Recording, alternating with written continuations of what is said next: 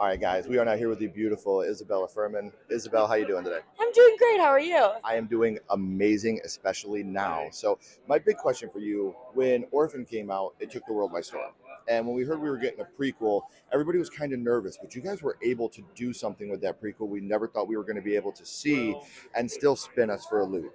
So, what's it like to do a sequel that rivals a movie that is just as good as Orphan, that was such a staple in the horror community?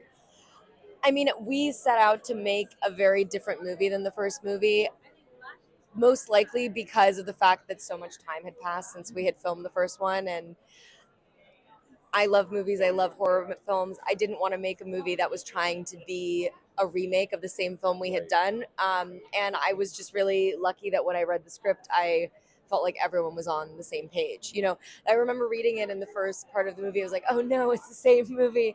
And then when I got to that twist, I was like, oh, this is very, very cool. So I'm really fortunate that people came to see the second one. We're actually leaving to make a third movie very soon.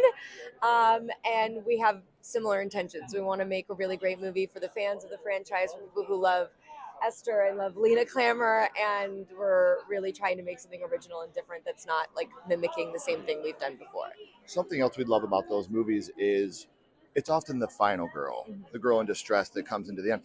We love a strong female villain, and you have become a strong female villain in the horror community. So that's something. Do you take a lot of pride in being the fact that you are not the good one? You're the villain of these. You are one of our strong villains. I like being Hannibal Lecter with pigtails. It's fun.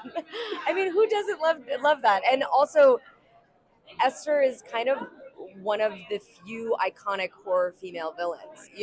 Everything from like the fact that you can dress up like her, that she's really kind of become this figure in staple in the horror community.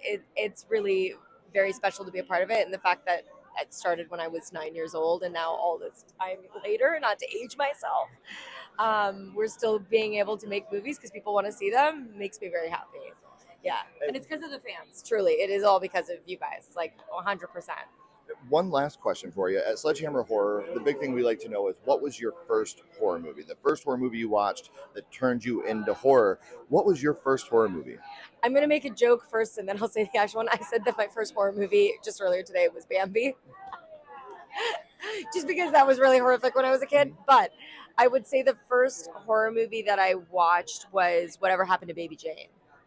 And I actually Amazing choice. watched that after I booked Orphan. John McColitz, who directed the film, gave me a list of movies to watch, and that was the number one movie. And I remember just being so floored by it. And